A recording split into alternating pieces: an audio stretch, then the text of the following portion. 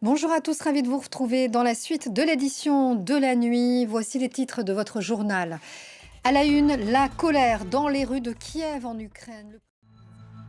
C'est un texte qui suscite l'incompréhension dans les chancelleries européennes, mais aussi au sein de la population en Ukraine.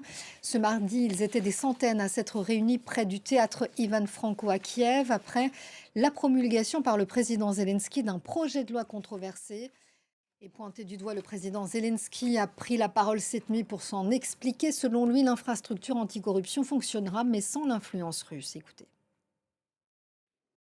Et dans quelques heures, côté diplomatique, devraient s'ouvrir à Istanbul, en Turquie, les troisièmes pourparlers directs entre Russes et Ukrainiens sous pression américaine.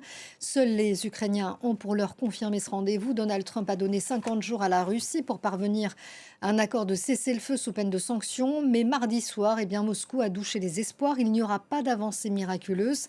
C'est ce qu'a dit le porte-parole du Kremlin. Alors que peut-on toutefois en espérer? Sophie Samaï. On en vient maintenant à cette situation insoutenable dans la bande de Gaza. Plus d'une centaine d'ONG dénoncent ce mercredi dans un communiqué une famine de masse qui se propage.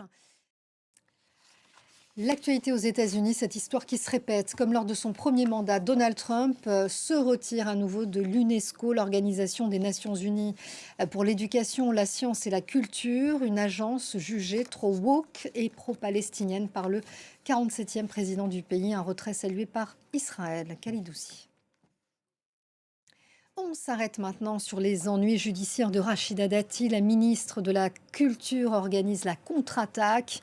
Elle a été renvoyée en correctionnel pour corruption et trafic d'influence dans l'affaire Carlos Ghosn lorsqu'elle était eurodéputée. Elle a fait appel ce mardi soir chez nos confrères de LCI. Elle dénonce, je cite, une offensive judiciaire et elle s'interroge sur la coïncidence entre le timing judiciaire et son agenda politique. Julien Cholin, Louis Milano-Dupont. On s'arrête maintenant sur cette disparition. Le hard rock est en deuil. Ozzy Osbourne a tiré sa révérence à l'âge de 76 ans. Et voilà, c'est la fin de ce journal. Prochaine édition dans 15 minutes. Restez avec nous à tout à l'heure.